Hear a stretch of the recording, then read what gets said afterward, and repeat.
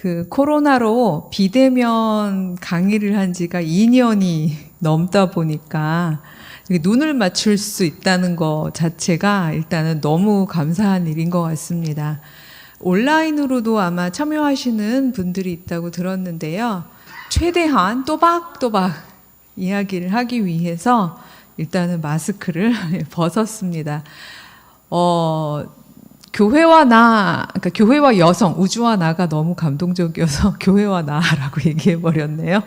교회와 여성이라는 제목으로 제가 설교 부탁을 받았을 때에 이 짧은 60분 동안에 무슨 얘기를 해야 하지? 그냥 제 인생사만 해도 한 3박 4일은 할 이야기들이 많을 텐데 라는 생각을 하면서 많이 힘들었는데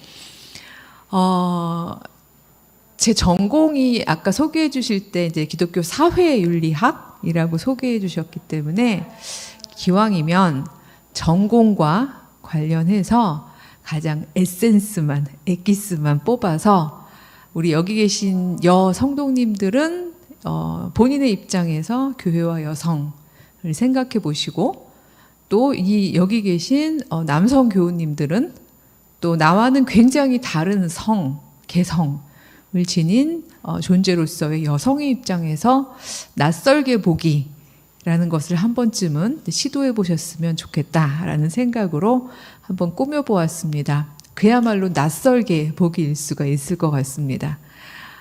윤리라는 말이요. 되게 막 윤리학 이러면 굉장히 뭔가 있어 보이지만 생각보다 쉬운 학문입니다.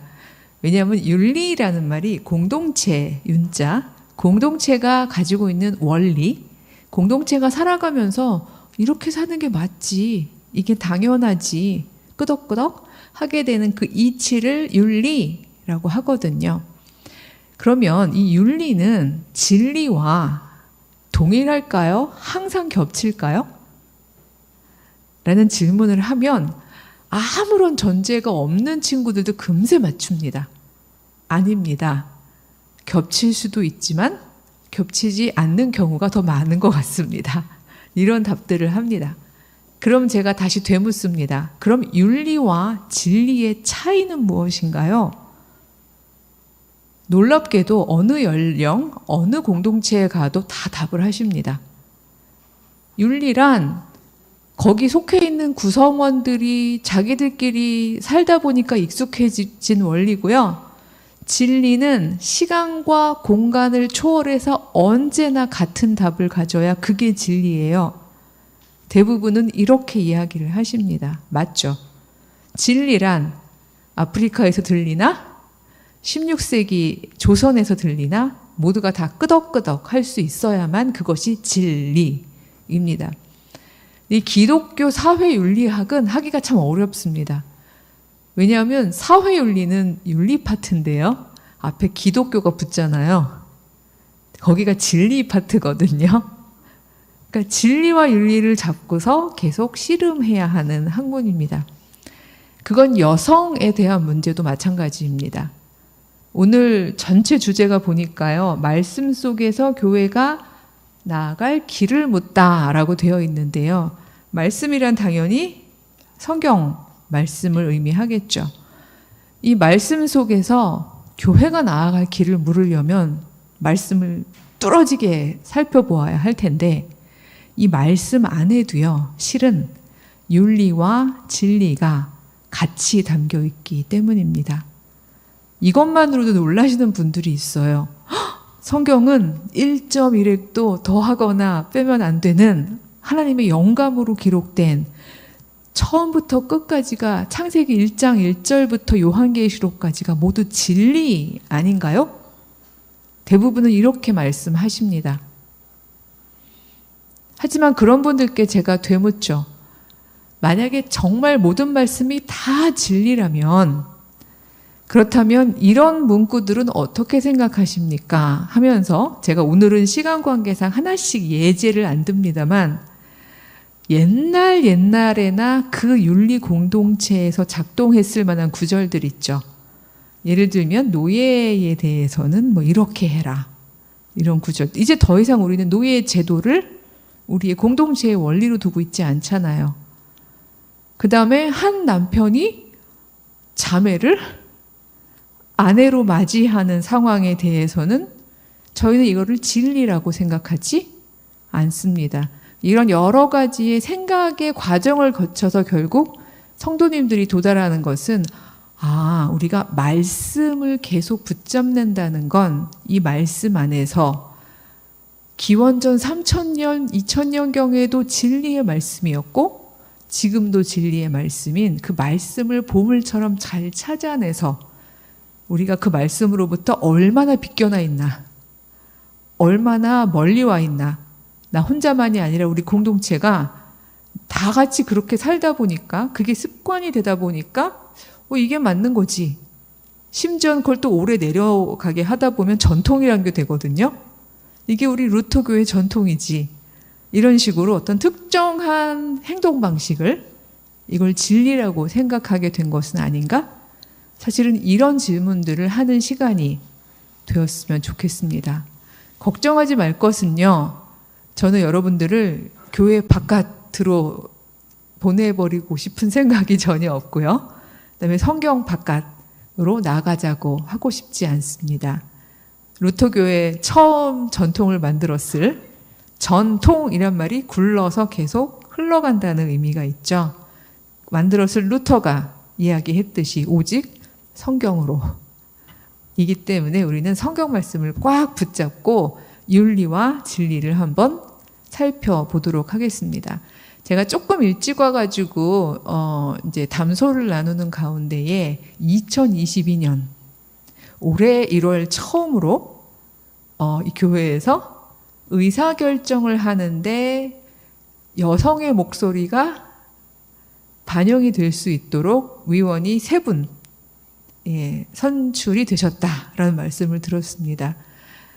굉장히 반가운 일이고 정말 박수를 칠 일이긴 하지만 이렇게 말씀드려서 죄송합니다. 2022년에 사실은 이렇게 물을 수도 있는 일입니다. 왜냐하면 제가 오늘 소개해드릴 여성은 기원전 1220년쯤에 이미 리더십을 가지고 공동체 안에서 이스라엘 공동체 최초로 여호와 신앙에 대한 신학적 해석으로 노래를 불렀기 때문입니다. 누구의 허락을 받지도 않았어요. 먼저 속옷치고 나왔고요. 그리고 그녀가 노래하자 모든 여성들은 화답하여 속어로 같이 그 노래를 따라 불렀다라고 되어 있습니다. 오늘 읽으신 성경 본문입니다. 제가 그냥 하는 소리도 아니고 이미 읽으셨고 심지어 이걸 기록하고 있는 기록자는 이 미리암을 어쩌다가 한번 부른 여자가 아니라 선지자라는 호칭을 통해서 공동체 안에서의 리더십을 인정해 주고 있습니다. 이건 굉장히 놀라운 일인 게요. 이 당시의 윤리, 즉 이스라엘 공동체만이 아니라 그들이 막 탈출한 이집트만이 아니라 사실은 그들의 조상이었던 아브라함이 뛰어나왔던 우르뿐만이 아니라 그들이 살아가던 그들이 생각하는 세계의 전체라고 생각할 수 있는 고대 근동 지역에서 여자는 사람이 아니었습니다. 이렇게 말씀을 드리는 게 맞는 것 같아요. 무슨 말이에요? 사람은 사람이죠. 다만 남자보다 못했죠. 그건 맞는데요. 동물이라고 생각하지는 않았는데 다만 응시할 때에 온전한 인격체를 가진 그리고 그 생각을 주체적이고 창조적이고 또 관계적으로 존중받아야 될 생각을 할 수 있는 그런 존재로 응시하지 않았다는 거죠. 그리고 그게 계속 반복되다 보면 그게 그 윤리 공동체 안에서 하나의 당연이 됩니다. 왜 우리 유교 사회에서 여자는 반푼이다 이런 식으로 이야기하는 거를 끄덕끄덕 하는 거랑 비슷한 거죠. 그게 사실 우리 성경 안에도 있습니다. 그런 뜻에서 한 건 아니겠지만 이 윤리적 습속은 무섭습니다. 우리가 반복하면서 몸 안에 배면요. 이걸 뛰어넘는 진리를 담으면서도 어느덧 자꾸 그게 배어나옵니다. 예를 들면요, 그 질서를 뛰어나와서, 이집트적인 질서를 뛰어나와서 하나님께 계명을 받는 상황에서도 우리 절대로 이웃의 재산, 소유는 탐내지 말자. 이건 하나님이 우리에게 명하신 명령이다. 이웃이 힘이 없다고, 약하다고, 토박이가 아니라고, 뜨내기라고, 내 있는 힘을 활용해서 이웃의 소유를 탐내면 안 된다. 그건 하나님이 기뻐하시지 않는다. 이런 진리를 받아놓고서, 진리를 받고 아마 모세는 선한 마음에서 그렇게 썼겠죠.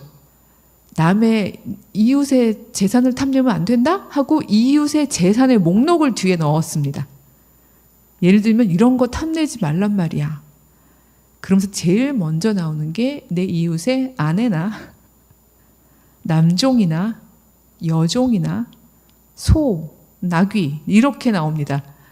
이게 우리 지금 2022년의 여성의 입장에서 읽으면 화가 날 수도 있는 일입니다. 왜냐하면 남편도 아내도 쌍방을 다 그러니까 이 재산으로 놓고 있는 게 아니에요. 여기 보면 아내나 남종이나 여종이나 이렇게 되어 있죠. 종은 남종, 여종을 나누어 놓았습니다. 그 다음에 소, 나귀 이렇게. 그러니까 재산 목록 중에 제일 중요한 재산이긴 해요. 아내가. 하지만 아내는 온전하게 동등하게 서로 마주보고 있는 인격적인 존재로 바라보지 않는 시선이 그 안에 담겨 있습니다. 그러니까 이런 부분들이 윤리적 습속에 배어서 미처 진리를 받아놓고도 진리를 온전히 담지 못하게 오히려 인간의 윤리적인 부연 설명이 들어가게 되는 거죠. 근데 바로 이런 시절을 통과하던 때에 미리암의 노래는요, 굉장히 놀랍게도 모세의 허락을 받지도 않고요. 아론에게 나 노래 불러도 됨? 찬양시 불러도 됨? 이런 허락도 받지 않고요. 미리암이 그냥 어마어마한 구원 사건을 보면서 모두가 다 놀래있던 그 상황에서 스스로 자기가 주체적으로 아마 복받쳤겠죠. 하나님의 구원 사역을 보면서 너무나 기쁨의 찬양시를 부르게 되는 거죠. 리더십을 확 발휘하면서 뛰어나오는 겁니다. 아마 아주 오랜 훗날 사도 바울이 행여 이 자리에 소환돼서 와 있었으면 뭐라고 했을까요? 여자는 신앙 공동체에서 잠잠하라 이렇게 얘기했을까요? 예, 참 이게 아이러니입니다. 왜냐하면 읽다 보면요, 이 성경 안에는요, 진리는 언제나 변하지 않기 때문에 창세기부터 요한계시록까지 놀라운 여성에 대한 굉장히 평등한 응시들이 켜켜 담겨있는 반면에요, 여기저기에 시대가 훨씬 뒤임에도 불구하고 여성에 대해서 매우 열등하다거나 아니면 제한되어 있다거나 아니면 2차적이라거나 종속적이라거나 이런 표현을 하고 있는 곳까지 막 섞여서 있습니다. 그래서 많은 젊은 여성, 교회 여성들, 그러니까 여기서 젊은 여성이라 그러면 제가 연령은 얘기하지 않고 2030 뭐 이 정도 할까요? 20대, 30대 여성들은 그냥 성경책을 자꾸 안 읽으려고 그럽니다. 어떤 여성 신학자는요, 이 성경책을 뭐라고 불렀냐 하면요, 텍스트 of 테러. 테러의 본문이다. 여성들에게 너무 잔인하고 가혹하다. 아니 어떻게 막 윤간을 하고 죽임을 당한 자신의 아내를 아무리 화가 난다고 12토막을 내서 이스라엘 부족에게 보내는 이야기가 여기 버젓이 나와 있을 수가 있냐.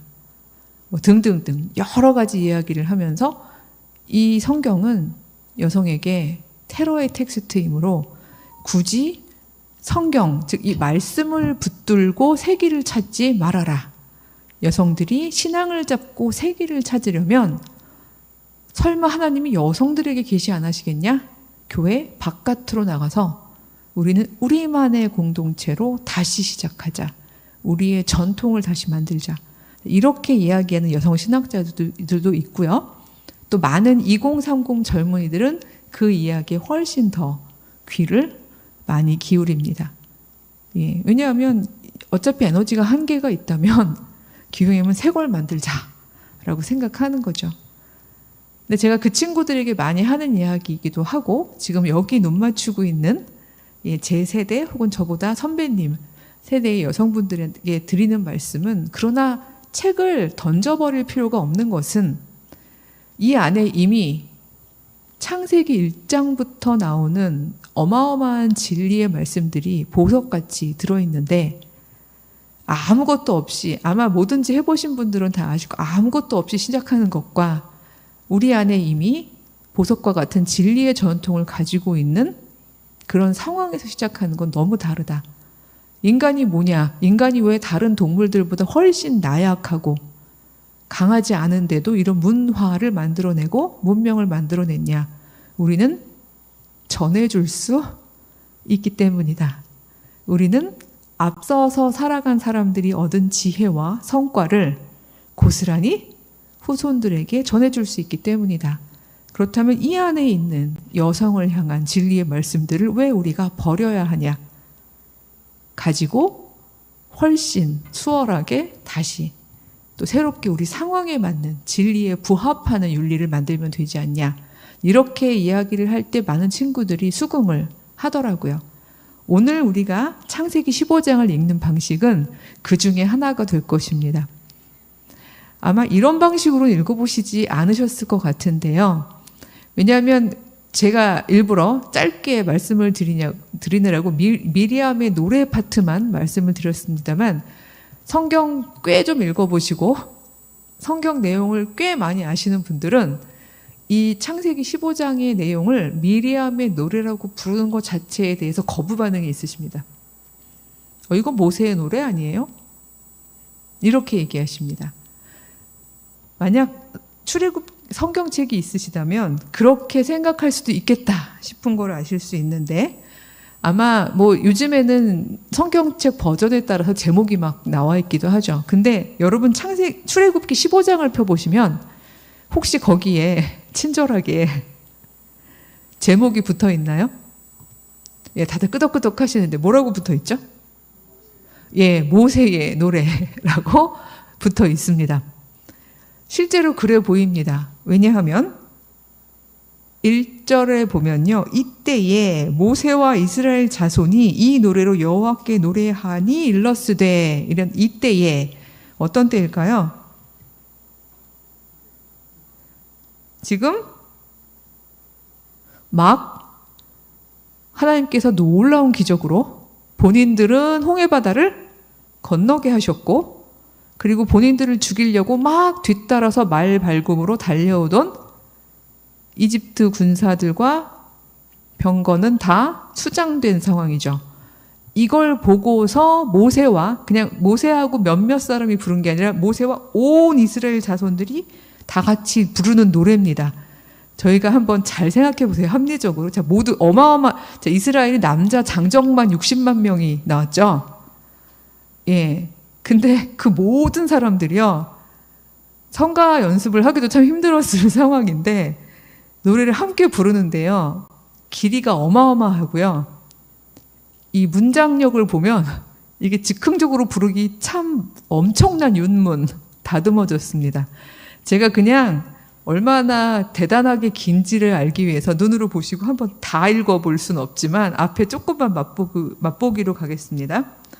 내가 여호와를 찬송하리니 그는 높고 영화로우심이요 말과 그 탄자를 바다에 던지셨음이로다. 여호와는 나의 힘이요 노래시며 나의 구원이시로다. 그는 나의 하나님이시니 내가 그를 찬송할 것이요 내 아비의 하나님이시니 내가 그를 높이리로다. 여호와는 용사시니 여호와는 그의 이름이시로다. 그가 바로의 병거와 그 군대를 바다에 던지시니 그 택한 장관이 홍해에 잠겼고 큰 물이 그들을 덮으니 그들이 돌처럼 깊음에 내렸도다 하고 쭉 눈으로 따라가 보시면 이게 어디쯤 끝나냐 하면요. 18절에 보면 심지어 19절까지 가는군요. 18절 여호와의 다스리심이 영원 무궁하시도다 하였더라. 18절이네요. 자, 이만큼 긴 노래를 그 어마어마한 상황에서 지금 다들 정신이 없이 혼비백산인 상황에서 그 엄청난 규모의 사람들이 토시 하나 안 틀리고 찬송을 할 수 있는 가능성은 글쎄 몇 %일까요? 아무도 묻지 않으셨을 겁니다. 그냥 모세의 노래라니까 모세의 노래인 줄 우리는 받아들이는 거고요. 그리고 모세와 사람들이 이렇게 많이 불렀구나 라고 그냥 생각할 따름이지, 바로 이 2절과 3절 사이에, 그러니까 그 1절 후반과 2절 사이에 일종의 불연속성이 있을 것 같다는 느낌은 갖지 않으십니다. 왜냐하면 내가 여호와를 찬송하리니 그는 높고 영화로우시며 말과 그 탄자를 바다에 던지셨습니다라는 건 굉장히 긴박한 현장성. 지금 여기서 막 일어난 현장성이 보이는데요. 그 뒤부터는요, 상당히 느긋하고 회고적이에요.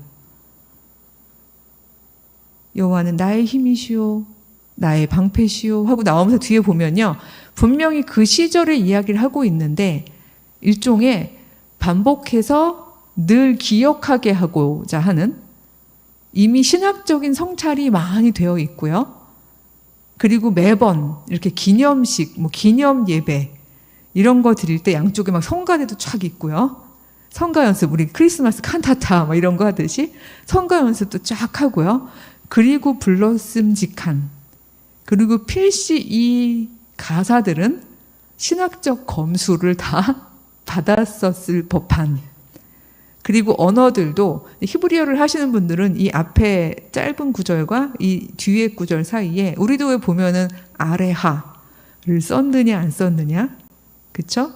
표현들이 이게 중세적인 우리나라 국어 표현이냐 아니면 요즘 21세기 표현이냐 이런 게 있듯이 이 안에 이미 시절과 표현 면에서 결이 다르다는 거를 읽어내시는 분들이 있습니다. 언어를 제대로 원어를 아시는 분들이라면 이거 자체로도 이미 뭔가 원래 게 있었고 그 다음에 뒤에 뭔가가 많이 만들어졌구나 라는 거를 그냥 성경만 열심히 봐도 알 수가 있다는 말씀이죠. 그러고 특이한 것은 19절입니다. 사실 이걸로 끝나는 거잖아요. 완결되죠. 하였더라. 근데 그러고 난 다음에 다음 스토리가 진행이 되면 되는데 19절은 좀 이상합니다. 바로의 말과 병거와 마병이 함께 바다에 들어가매. 또 들어간 건 아니죠. 두 번 들어갔을 리는 없으니까. 그러니까 15장 1절에 있는 이때예와 같은 반복구인 겁니다. 그때 여호와께서 바닷물로 그들 위에 돌이켜 흐르게 하셨고 이제 이스라엘 자손은 바다 가운데서 육지로 행했고, 이러고 난 다음에 오늘 읽은 이제 20절인데요. 아론의 누이 선지자 미리암이 이렇게 나옵니다. 그러니까 뭔가 두 번 반복되는 느낌이 드는데요. 이때 아론의 누이 선지자 미리암은요, 이렇게 길게 노래하지 않습니다. 그냥 딱 한마디로 노래했어요. 오늘 읽은 바로 그 짧은 구절입니다. 너희는 여호와를 찬송하라. 그는 높고 영화로우시며 말과 그 탄자를 바다에 던지셨음이로다. 지금 저희가 짧게 15장을 읽고 있기 때문에 이거 익숙한데 어디 첫 구절이죠? 모세의 노래? 첫 구절이죠. 자, 그럼 제가 한번 여쭙겠습니다. 누가 누구 걸 베낀 건가요? 이렇게 얘기해도 될까요? 지금 모세도 같은 노래를 불렀는데 굉장히 길게 불렀고요. 누이 미리암도 같은 구절에 한 구절 노래를 불렀죠. 베꼈다고 표현해서 죄송한데 요즘처럼 저작권이 있던 시절은 아니니까. 그럼 제가 조금 더 순하게 말을 해보겠습니다. 누구의 노래가 더 먼저 있었을까요? 라는 이야기죠.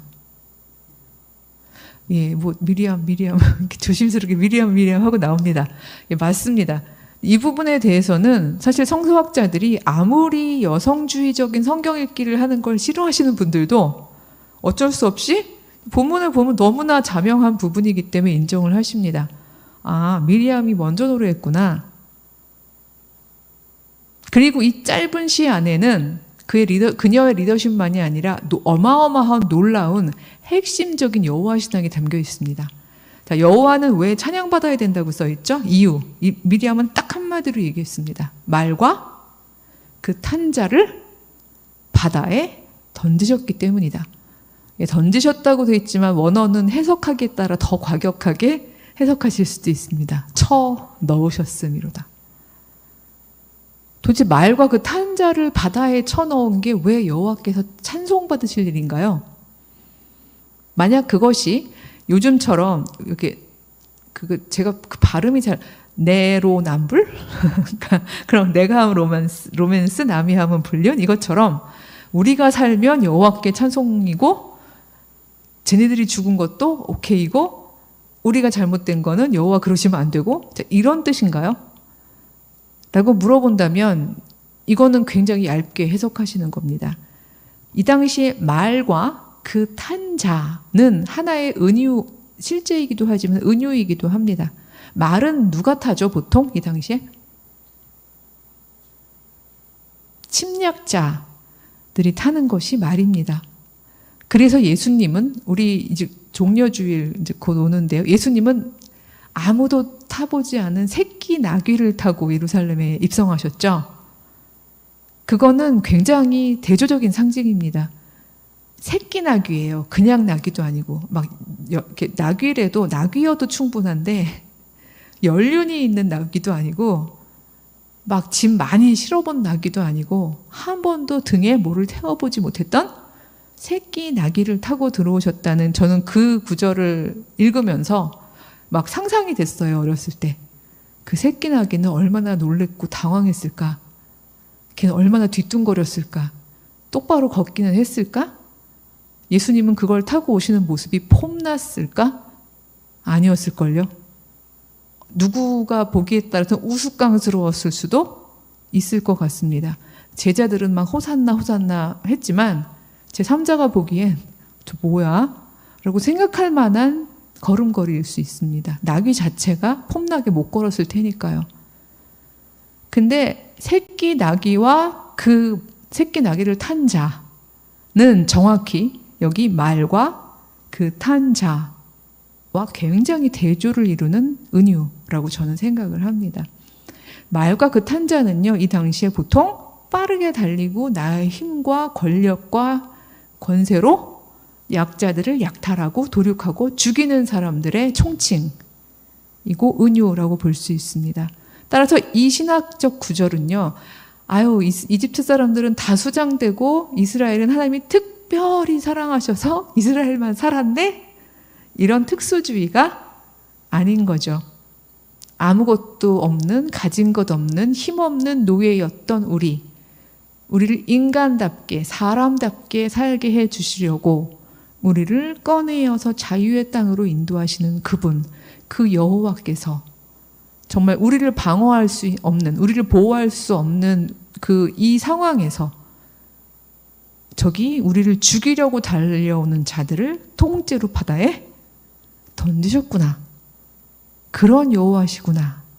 여호와를 찬양하여라. 그는 찬양받으시기에 합당하신 분이다. 이런 얘기죠. 저는 이걸 볼 때 되게 전율하는 게요. 미리암은 그 짧은 순간에 어떻게 이런 신앙 고백을 할 수 있었을까? 그리고 이렇게 압축적인 여호와 찬양을 할 수 있었을까? 이런 생각을 많이 했거든요. 실제로 이 노래는 계속해서 반복되고 전해졌을 겁니다. 계속 살아 있었기 때문에 이 공동체는 이 노래가 원래적인 요즘으로 보면 저작권, 원래 누구에게 속한 노래인지를 그 공동체는 아마 다 알고 있었을 겁니다. 그렇기 때문에 이렇게 아름답게 권위 있게 모세의 노래를 다 만들어 놓고 난 다음에도 차마 이 부분을 뺄 수 없었을 겁니다. 이걸 빼버리는 거는 모든 사람들에게 다 그런 말을 들을 테니까요. 그거 미리암 노래 아니야? 왜 미리암의 노래를 이렇게 했대? 그 공동체가 그렇게 얘기할 게 너무 뻔하니까 사실은 미리암의 노래를 담되 여기에서 일종의 윤리적인 선택을 하게 되는 거예요. 여기서 제가 윤리라는 건 도덕이라는 뜻이 아니라 공동체 안에서의 원리라는 의미에서 그래도 권위가 있지. 어떻게 여자가 속옷 치고 나와서 노래 불렀다는 얘기를 맨 앞에다 놓을 수가 있어. 우리 중요하고 핵심적인 신앙인데. 그러니까 이거는 모세와 이스라엘 자손이 그때 다 노래한 걸로 하자. 자, 그럼 이 얘기는 모세의 노래는 거짓말이라는 뜻인가요? 저는 아니라고 생각합니다. 물론 모세가 그 자리에서 부르진 않았겠지만 여기에 나오는 이 장면은요. 계속해서 여호와께서 그들에게 구원의 행위를 하셨음을 기억하는 그 계속해서 반복되는 예배 속에서 아주 잘 만들어지고 그리고 감격에 겨워서 이스라엘 사람들이 늘 불렀던 그 의례 속에서 계속 힘을 가지고 있는, 권위를 가지고 있는 노래였을 거라고 생각합니다. 따라서 이 노래를, 그러니까 말하자면 그거죠. 여러분들이 만약에 합의를 하신다면 여러분이 다 알고 있어요. 이게 미리암이 부른 거라는 걸. 근데 이걸 하나의 이렇게 텍스트로 만들고 전통으로 만들어서 이제 우리 후손들에게도 막 다 전해줄 거예요. 그러면 어느 걸 앞에 놓을까? 이걸 놓고서 만약에 여러분들이 하나의 의결권을 n분의 1로 가지고 계시다면, 물론 2022년에는 다른 생각을 하실 수도 있겠습니다만, 그때 당시에 의논을 했다면 일단 거기에는 의사결정을 할 수 있는 여성은 한 명도 없었습니다. 그렇죠? 모든 남자, 율법학자, 랍비들, 제사장들 이런 사람들이 만약에 합의를 하게 되었다면 그러면 당연히 누구의 노래가 앞으로 갔을까요? 예, 그건 너무 당연한 겁니다. 모세의 노래가 앞으로 가는 거죠.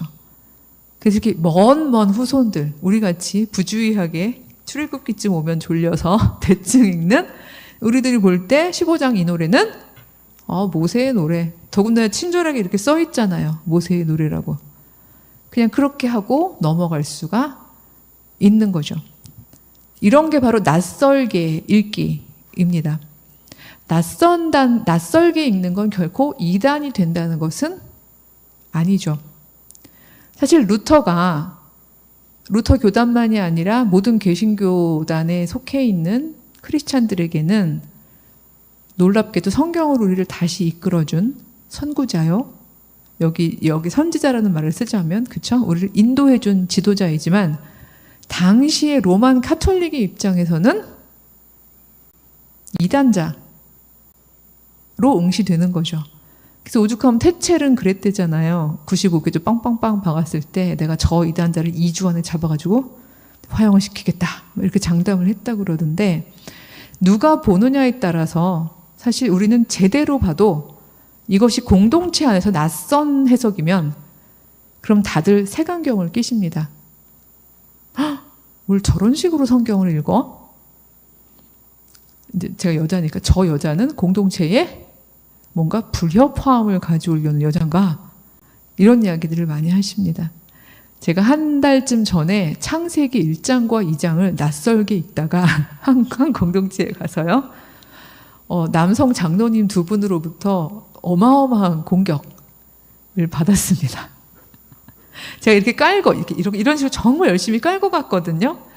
진리는 변하지 않아요. 그 창세기부터 찾아보셔도 찾을 수 있어요. 이렇게 얘기하면서 창세기 1장과 2장에서 하나님께서 남자와 여자를 만드신 이야기를 가지고 이제 해석을 하는데 듣도 보도 못한 해석이라고 하시는 거죠. 너무 당연합니다. 왜냐하면 공동체 안에서 계속 자꾸 반복적으로 들려줘야지 들었을 텐데 들려지지 않았으니까 듣도 보도 못하셨겠죠. 굉장히 낯선 해석이었습니다. 궁금하시죠? 예, 거긴 제가 성경을 읽진 않고 그냥 다 대부분 많이 아시고 반복해서 아시는 내용들이기 때문에 말씀을 드리겠습니다만 오늘 교회와 여성하고도 관련이 있어서 그렇습니다. 많은 분들이 돕는 배필로 부름받은 존재는 여성이라고 알고 계십니다. 그렇죠? 그러신가요? 여기서는 지금 얼른 아까 모세의 노래, 미리암의 노래 이거는 대답을 잘 해주셨는데 요거는 조심스러우신 것 같습니다. 보통 돕는 배필 그러면 남자와 여자는 서로에게 돕는 배필이 되어야 해. 그게 성경적이야. 이렇게 생각하시나요? 아니면 성경에 쓰여 있는 건 돕는 배필로 지음받은 건 여자지. 이렇게 생각하시나요? 지금 조용히 끄덕이시면서 후자 쪽으로 많이 들었어요. 라고 저에게 사인을 보내주시는데 맞습니다. 저도 사실은 공부하면서 이 부분을 굉장히 꼼꼼하게 읽기 전까지는 그렇게 생각했었습니다. 남자가 혼자 있는 게 좋지 못해서 하나님께서 그 돕는 배필로 짝으로 여성을 만드셨구나. 그러니까 여자는 남자의 돕는 배필이구나. 그렇게 생각을 했었죠. 근데 딱 신학을 공부하면서 텍스트를 히브리 원어로 이야기하는 거를 듣다 보니까 이게 뭔가 이상해요. 아닌 거예요. 그런데도 학부 때나 대학원 때까지는요. 왜냐면 전통의 무게가 너무 강해서. 그리고 저 아버지도 개신교 목사님이시거든요. 감리교. 또 아버님이 늘 설교 강단에서 하셨던 말씀들을 반복적으로 들었기 때문에 감히 제가 배운 거를 가지고 이렇게 딱 제 말로 주장해서 얘기하기에는 좀 불편함이 있었어요. 그래서 언제나 여자가 돕는 존재로 지음받았다는 거에 대해서 그냥 아마 제 몸도 정신도 그냥 다 거기에 끄덕였던 것 같습니다. 자, 그렇게 되고 나면요. 돕는 역할은 대부분 다 여자가 해야 된다고 너무 자연스럽게 생각을 하게 됩니다. 이건 저만의 문제가 아닙니다. 언젠가 감리교 여선교회, 이게 교단마다 여전도회, 여선교회, 이름이 약간씩 다르더라고요. 루터교는 어떻게 부르나요? 여성분들의 모임? 여선교회. 예, 그렇게 감리교랑 비슷하네요. 한 3개쯤 있더라고요. 근데 이 여선교회 지도자 모임에 갔었어요. 가서 제가 그냥 하얀 종이를 나눠드리고 교회를 그려보세요. 나름대로 그리셨죠. 그냥 간단하게. 그리고 교회에 가면 본인이 제일 많이 서거나 앉거나 하시는 본인의 자리를 동그라미 치세요 라고 했거든요. 그랬더니 너무나 압도적으로 어딜까요? 주방 이런 얘기 하시는데 맞습니다. 예배의 경우는 오히려 리더십이 있으면 있으실수록 뒷자리고요. 왜냐하면 주보도 나눠주시고 뒤에서 보다가 이제 이것저것 도우셔야 되니까. 그 다음에 그 뒤에 또 예배 끝나고 친교를 위해서는 주방. 그 다음에 간혹 성가대. 아주 소수가 강단에도 동그라미를 치시는데 땡이야 하고 기도, 성경 봉독 이렇게 쓰십니다. 그러니까 말씀 선포는 아예 없는 거죠. 근데 흥미로운 건요. 그러면 이거 말고 그냥 이런 평소에 쓰시는 거 말고 내 재능을 생각할 때 내가 좀 잘하는 거, 내가 꽤 하는 거 이런 재능을 생각할 때 나는 여기에 쓰는 게 적합한 것 같다. 라고 생각하는데 한번 동그라미를 쳐보세요. 라고 했어요. 근데 압도적으로 정말 많았던 게 놀라운 게요. 1년 예산을 정하는 예산 결정 집행부 이런 데 위원이 되고 싶은 분들이 너무 많으시더라고요. 왜냐하면 늘 주시는 예산으로 썼대요. 마치 집에서 남편이 이게 생활비야 그러면 고마워요 하고 받아가지고 생활비 쓰는 것처럼 교회 전체 예산이 어떻게 구성이 되고 어떤 방식으로 분배가 되고 어떤 방식으로 쓰여져야 될지를 같이 논의하고 나누고 결정하고 하는 거를 너무 해보고 싶은데 근데 한 번도 불러주지 않더라. 그래서 나는 그런 것들 되게 잘할 것 같고 관심이 있기 때문에 나는 거기 가고 싶다 하는 분들이 생각보다 굉장히 많았습니다. 그리고 설교 같은 것도 한번 기회가 있으면 평신도 설교 같은 것도 해보고 싶어요 하시는 분도 있고, 그러니까 굉장히 새로운 자리들을 얘기를 하시는 거죠. 교회 안에는요, 의외로 만약 특별히 배정하지 않는다면 너무 자연스럽게 내가 내 재능대로 하고 싶은 대로 찾아갈 수 있게만 해주신다면 남성, 여성 이렇게 나누지 않고 의외로 많은 부분에서 여성들이 하나님이 주신 재능을 발휘할 수가 있죠. 근데 이 부분들은 결국 뭐가 작동하는 건가 하면 서로가 가진 다른 달란트라는 게 작동을 하는 거죠. 달란트를 남성, 여성으로 나눠 놓을 때 이거는 여성들에게만 억압이 아니라 남성들에게도 억압이 됩니다. 저는 하나님이 주신 본성으로서의 남성과 여성이 다르다는 걸 부정하는 건 결코 아닙니다. 넓은 의미에서 남자와 여자는 겉으로만 봐도 분명히 다르죠. 성격 면에서도 다른 게 있죠. 저도 아들아이를 하나 키웠는데 저희 아이는 비교적 조용하고 행동 반경이 좀 조심스러운 아들이긴 했지만 그러나 여자아이들을 보니까요. 확실히 다르더라고요. 여자아이들은 엄마 행동 반경 요역 근처에서 야곱처럼 노는데 남자애들은 어마어마하거든요. 이제 에서처럼 가는 거죠. 기본적으로 가진 성향의 차이는 분명히 있습니다. 하지만 그런 남성, 여성의 차이만이 아니라 개성이란 게 있잖아요. 야곱과 에서가 달랐듯이. 그러니 개성이 전혀 존중되지 않는 방식으로 윤리가 만들어지면 그러면 나는 여자로 태어났고 생물학적으로 여자이긴 하지만 내가 받은 재능이 친교실에서 요리하고 밥하고 손봉사하는 거가 아닌 여성의 경우에는 교회에서 본인의 배치가 상당히 불만스러울 수가 있는 거죠. 이 이야기는 또 획일적으로 왜 여자들이 교회에서 친교실에 가서 밥봉사해야 돼요? 이 얘기는 또 아닙니다. 그것도 또 하나의 독재죠. 왜냐하면 맛있게 요리해서 먹는 거를 보면 즐거운 은사를 받으신 분이 분명히 있거든요. 그런 분한테 당신은 세뇌된 거예요. 가부장제에 세뇌당해가지고 그래서 이렇게 밥을 하고 있는 거예요.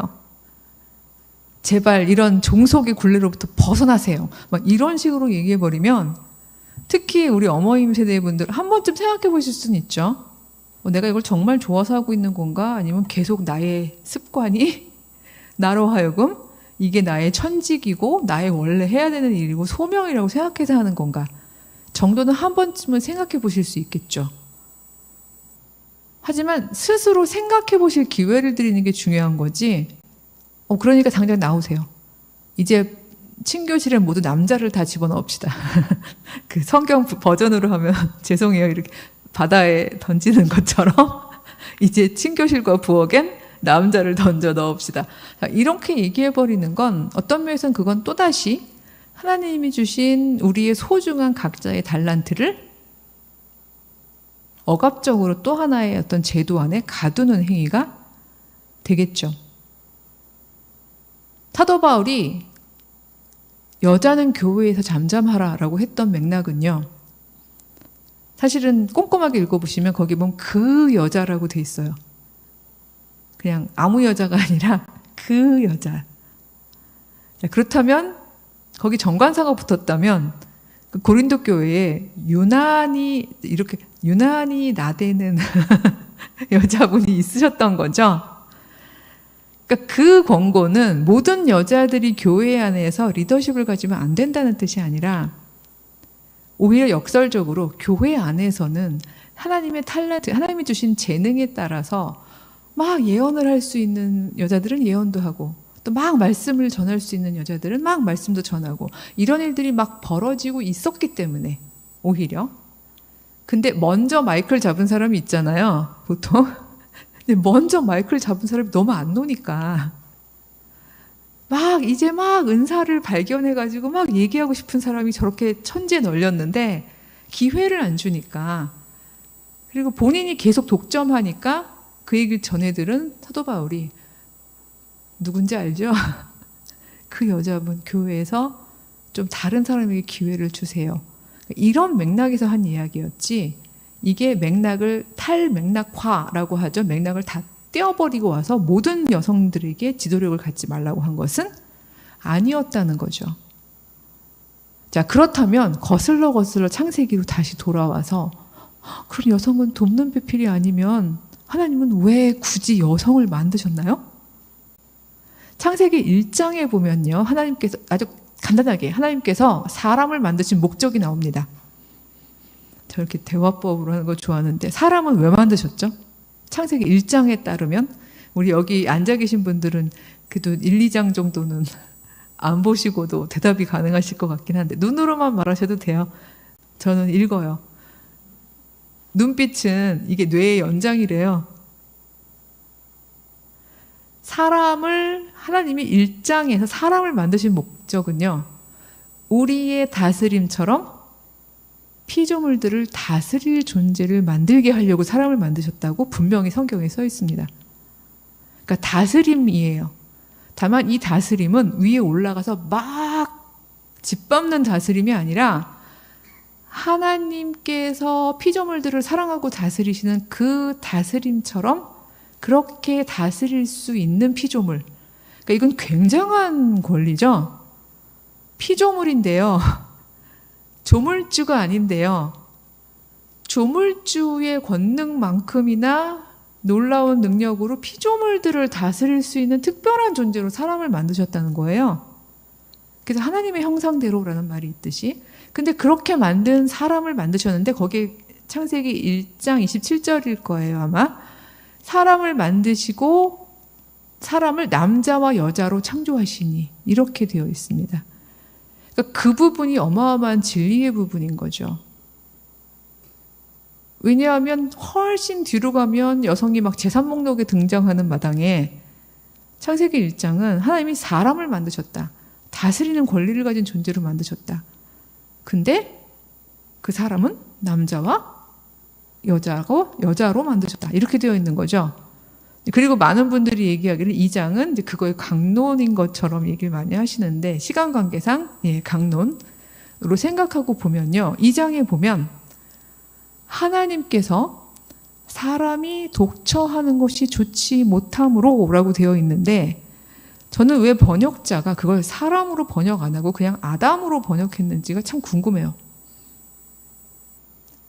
왜냐하면 아담은 고유명사가 아니거든요. 우리가 많이들 히브리어를 모르기 때문에 아담은 최초의 남자의 이름이었구나. 많이들 그렇게 생각하시죠. 뭐 탐, 존, 토마스 이런 이름처럼 최초의 남자 이름은 아담이구나. 이렇게 생각하시고요. 최초의 여자 이름은 하와구나. 그러니까 이런 식으로 우리가 생각해 왔었는데 아담이라는 히브리어는요. 사람이라는 뜻입니다. 그러니까 사람을 남자와 여자로 만드셨다면 굉장히 간단한 산수죠. 2는 1 더하기 1 이런 거랑 비슷한 건데요. 사람은 남자 더하기 여자. 그쵸? 그러면 여자를 뺀 남자가 사람과 동격일 수 있나요? 이거 되게 쉬운 산수죠. 어려운 거죠. 그럼 최소한 2장에서 사람이 독처하는 것이 좋지 못했다면 아담을 지금 다 제가 사람으로 치환하는 중입니다. 그게 원래 원어니까. 그럼 독처하는 것이 좋지 못한 그 사람은 남자인가요? 사람인가요? 왜냐하면 이게 저희들의 정신적 습관이기 때문에 그렇습니다. 왜냐하면 아담하고 사람하고 똑같다고 생각하면서 그게 남자인데 남자하고 사람하고 똑같지 이렇게 생각하셨기 때문에 이게 얼른 헷갈리시는 건데 이건 지금까지도 그래왔어요. 제가 영어로 많이 얘기합니다만 영어 책 보시다가요. Man is an animal of rational 어쩌고저쩌고 이렇게 써있다고 생각해 보세요. 그럼 그 해석하실 때 사람은 뭐 합리적으로 생각하는 동물이다 이렇게 해석하지 그거를 남자는 이렇게 해석하시지 않죠. 근데 왜 man이라고 써요? 그 역사가 너무 오래였던 거예요. 너무나 오랫동안 사람하고 남자를 거의 동격으로 생각해 왔던 문화를 우리는 가부장제라고 부릅니다. 즉 아버지가 가문의 수장인 제도. 가부장제는 가정에만 있었던 게 아니라 교회에도 있었죠. 그러니까 교회의 아버지들을 교부, church father라고 부르는 거죠. 그리고 그분들의 대답이 항상 정답인 공동체를 살아가면서 오래오래 살다 보면요. 그분들의 대답이 사람의 대답이에요. 말이 좀 이상해졌죠. 그분들의 다스림이 사람의 다스림이에요. 그래서 1장에서 다스림의 역할을 하라고 사람을 기껏 하나님께서 남자하고 여자로 만드셨는데 그냥 남자들의 다스림이 사람의 다스림인 것처럼 우리는 생각해 온 거죠. 근데 2장에서는 분명히 하나님이 말씀하셨습니다. 로토브, 혼자 있는 거 좋지 못해. 그냥 아담 하나인 거, 단순하게 그냥 사람인 거 좋지 못해. 그리고는 잠들게 하시고 그 아담, 사람에게서 일부분을 떼어내서 떼어낸 존재를 비로소 여자라고 칭하십니다. 그럼 죄송해요. 나머지 아담인가요? 남자인가요? 전 여기서 공격을 받은 거죠. 갑자기 장로님 두 분이 벌떡 일어나시더니 지금 뭐 하시는 겁니까? 왜 성경을 그렇게 이상하게 보십니까? 하신 건데 저는 그동안 보아온 그 성경 해석이 여성들을 충분히 하나님의 아들로서, 이 아들이라는 그 은유니까요. 하나님의 자녀로서 충분히 자신의 자리를 잘 교회 안에서 찾아갈 수 있게 했다면 굳이 이런 쪼잔한 해석을 하고 있지 않을 것 같습니다. 뭐 1 더하기 1은 뭐 귀요미 아니고요. 1 더하기 1은 사람 이런 걸 하지 않을 것 같아요. 근데 이 해석을 가지고 제가 쫀쫀하게 하는 이유는 그 본문이 계속해서 소환되면서 여성은 돕는 배필이야. 창세기를 봐. 남자가 혼자 있으면 안 되겠다 싶으니까 돕는 자를 만들어줬잖아. 자꾸 그 본문을 소환을 하시니까. 그러니까 그 본문을 가지고 얘기할 뿐이죠. 그 본문에 따르면 그냥 사람이 누워있고 사람에서 어떤 특정한 성질의 걸 떼어서 여자를 만드십니다. 그럼 나머지는 남자죠? 예, 이제 끄떡여 주셔서 감사합니다. 그쵸? 이게 그래야 합치면 사람이죠. 성경에도 실제로 여자라는 말이 등장하면서 비로소 남자라는 말이 나옵니다. 그 이전에 남자란 말이 나오지 않아요. 이시라는 단어는 아담하고는 같은, 이시 더하기 이샤가 아담이어야 하는 거죠. 너무 당연합니다. 이래놓고 제가 그 뒤에는 안 하겠습니다. 오늘 그 얘기하다가 끝나면 안 되니까. 근데 나중에 그 뒤에 보면요. 여자가 나오고 났는데도 자꾸 아담이라고 불러요. 텍스트에서 남자를. 계속 남자라고 불러야 되는데 자꾸 아담이라고 부릅니다. 그것은 제가 초반에도 얘기했지만 자꾸 윤리에 익숙한 사람들이 진리의 말씀을 받아서 적다 보면 본인들도 모르게 그런 습관적인 것들이 나오게 된다고 말씀을 드렸는데 그렇게 생각하시면 보시기가 쉬울 것 같아요. 어쨌든 이 부분에 대해서 제가 한 해석은 제가 혼자 한 건 아니고 여성신학자들의 도움을 빌어서 한 해석은 하나님께서는 피조물 중에서 유일하게 다스림이라는 걸 할 수 있는 놀라운 능력을 부여받은 사람이 답이 하나인 것, 독재하는 것, 독점하는 것, 자기 마음대로 휘두르는 것을 원치 않으시는구나. 그건 좋지 않다고 하시는구나. 그래서 굉장히 다른 시각에서 보는 존재, 굉장히 다른 재능을 가진 존재, 굉장히 다른 특성을 가진 존재, 그러나 동등한 존재. 그래서 옆으로 마주보고 같이 서서 둘이 마주보고 서로 도울 수 있는 존재, 그런 존재로 나누어 놓으신 것이구나. 이렇게 읽고 나니까요. 남자도 안 억울하고 여자도 안 억울하고 그리고 우리가 공동체로 존재해야 되는 이유가 선명해지더라고요. 즉 여성의 도움은요. 여자는 어떻게 남자를 도울 수 있지? 라고 보통들 얘기할 때 우리는 우리 윤리 안에서 생각합니다. 뭐 물 갖다 주고요. 밥 해주고요. 틀렸다는 얘기가 아니라 그건 우리가 살아가는 우리 공동체 안에서 여성의 도움을 상상해서 그런 거죠. 하지만 성경의 진리에서 도움은요. 둘이 마주보고 서서요. 돕는 배필에 해당하는 원어는요. 영어로 제 생각에 코레스폰딩 파트너란 말이 제일 영어로 잘 번역된 것 같은데요. 그의 마주봄 같은 도움 이런 뜻이에요. 서로 마주보고 사이에서 돕는 관계란 뜻인데 이 도움은요, 항상 평화롭지 않고요, 결코 보조의 것일 필요도 없습니다. 만약에 죄송해요. 이렇게 남편이 너무 교만해져요. 피조물의 자리를 떠나서 자꾸 조물주의 자리로 올라가요. 그럼 어떻게 도와야 될까요? 끌어내려야죠. 그쵸? 예, 끌어내려야 됩니다. 네, 어디까지? 사람의 자리까지. 예, 혹은 남편이 막 조금 몇 번 실패했다고 막 바닥을 쳐요. 그러면서 에휴, 나는 난 살 필요도 없어. 막 이러면서 막 바닥을 치면 어디까지 북돋아 줘야 되죠? 사람으로 다시 설 때까지. 그쵸? 딱 여기까지만 세워주면 돼요. 성경 안에는 그런 식의 이야기가 굉장히 많습니다. 높아지려고 하는 왕 끌어내리는 하나님의 팔, 뭐 이런 거요.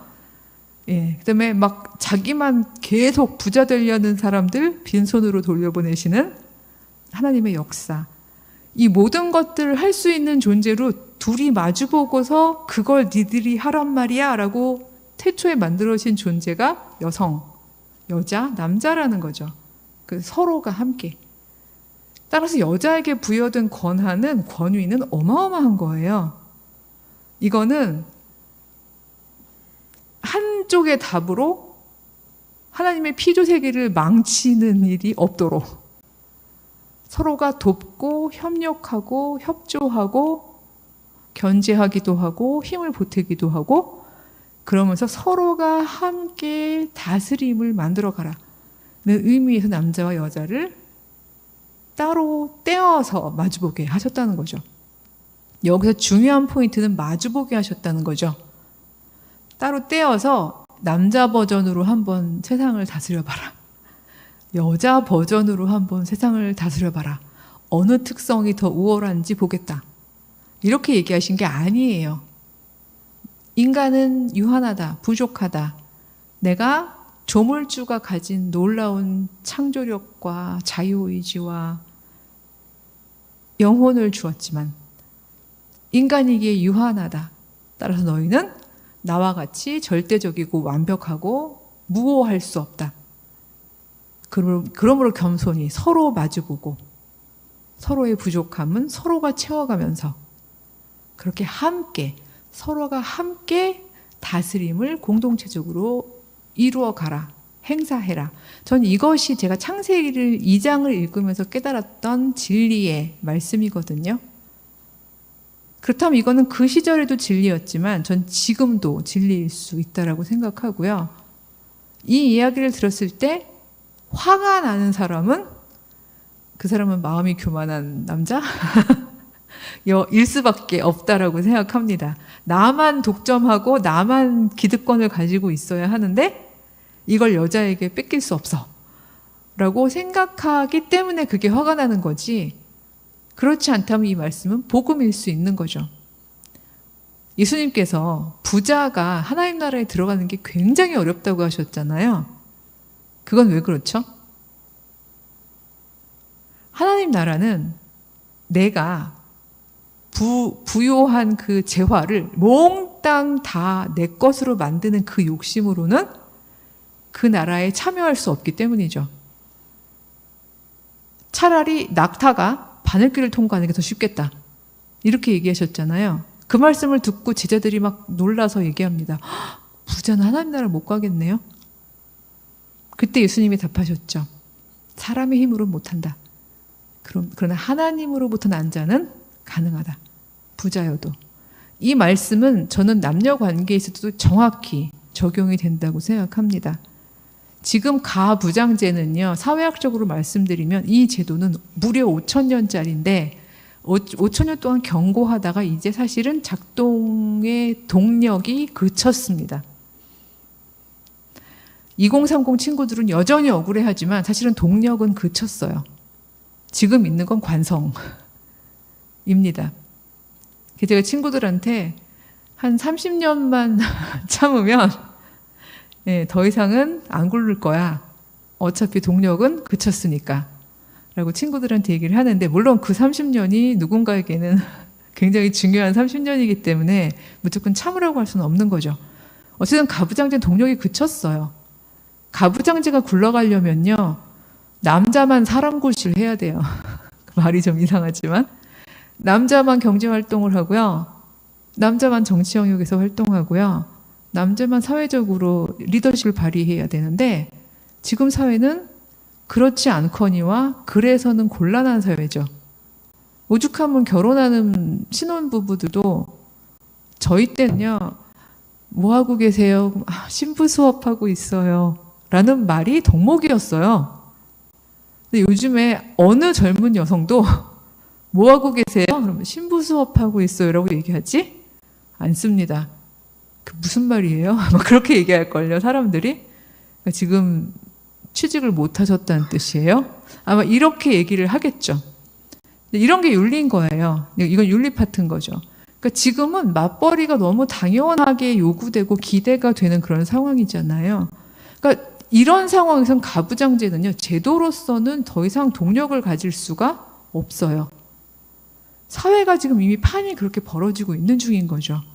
이런 판에서 교회가 오히려 태초부터 가지고 있던 여성이 가진 놀라운 주권의 부분들을 오는 동안 다 흘려버리고 가부장제를 통과하다가 그냥 거기에서 타협한 가부장제적인 윤리들, 그걸 또 신앙적으로 전통으로 만들다 보니까 더구나 계속 반복하다 보니까 모세의 노래만큼이나 계속 매번 반복하다 보니까 우리의 습관이 되어버린 그런 것들 때문에 계속 이거를 성경적이라고 우기신다면 교회는 아마 이 세상에서 점점 소외되고 도태되고 뒤로 계속 물러날 수밖에 없을 겁니다. 살기 위해서만 하자는 전략의 얘기를 말씀드리는 게 아니라 이것이 사실 우리의 원안, 원래 본래적인 안이었기 때문에 이걸 회복하자고 말씀을 드리는 겁니다. 루터가 원했던 게 바로 그거니까요. 처음으로 돌아가자. 우리 공동체의 첫 에센스, 원리를 다시 붙잡자.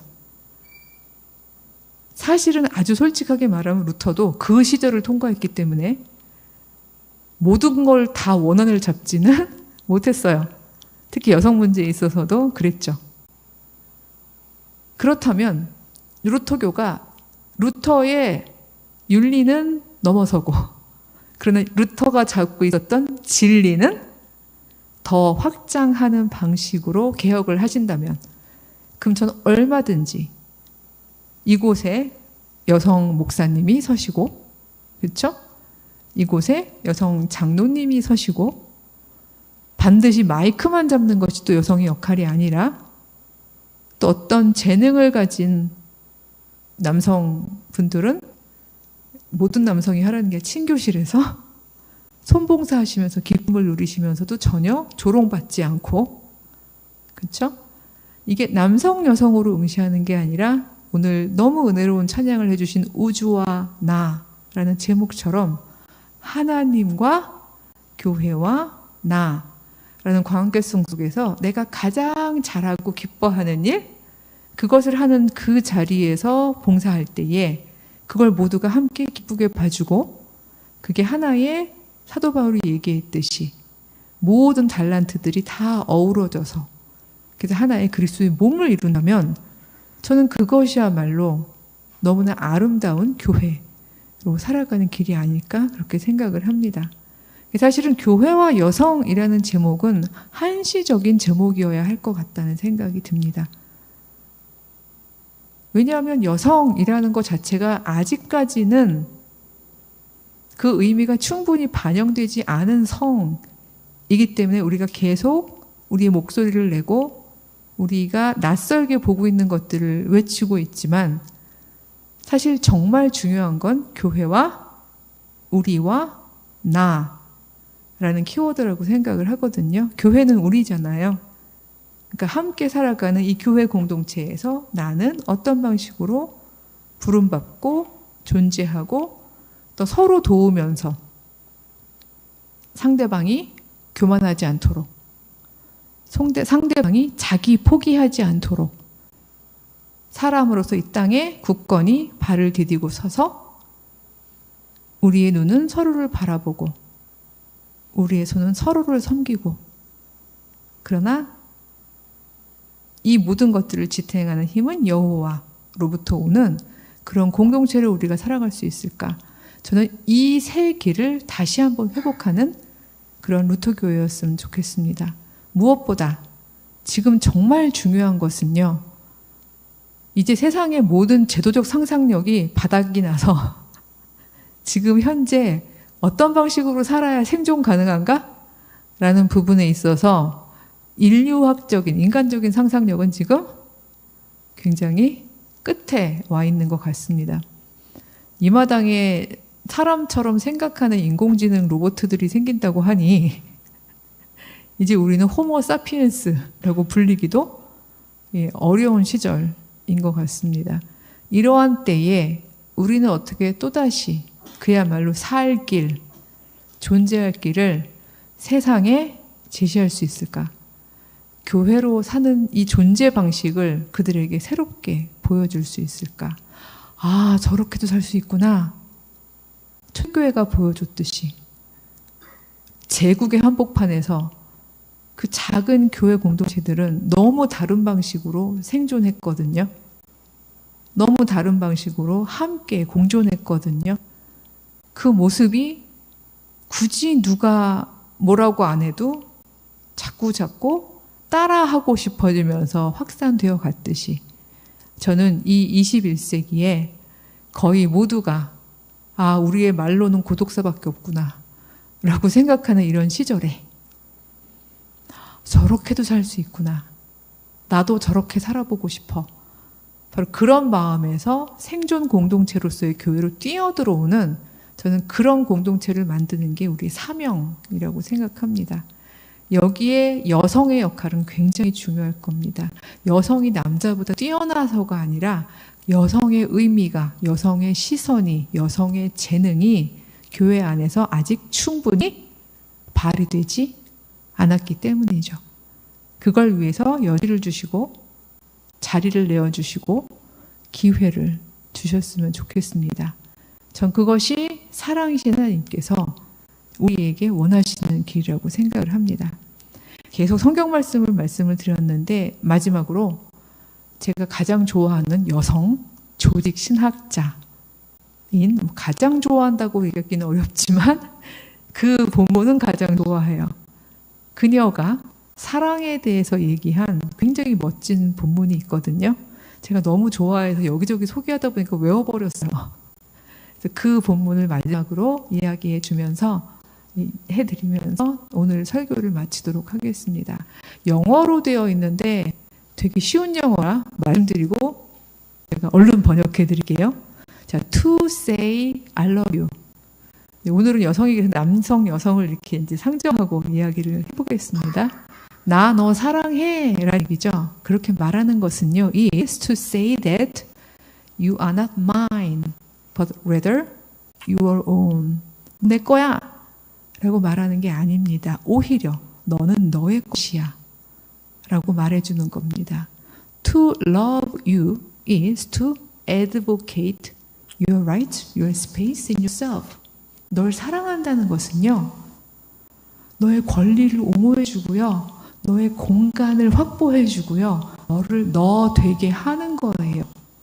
And to struggle with you rather than against you. 너하고 손을 잡고 싸워 나가는 거예요. 너랑 싸우는 게 아니에요. In our learning to claim our power in the world. 이 세상에서 우리의 힘, 크리스찬의 힘, 교회의 힘, 새로운 힘, 대안적 힘, 이걸 주장하는 법을 배워나가는 과정 중에서 힘드니까, 좌절하니까, 포기하고 싶으니까 손 잡고 함께 힘을 보태서 싸워나가는 과정이에요. 그래서 to say I love you means 내가 너를 사랑한다는 건 무슨 의미인가 하면요, let the revolution begin. 혁명이요, 시작되게 하라는 뜻이에요. 왜 혁명이죠?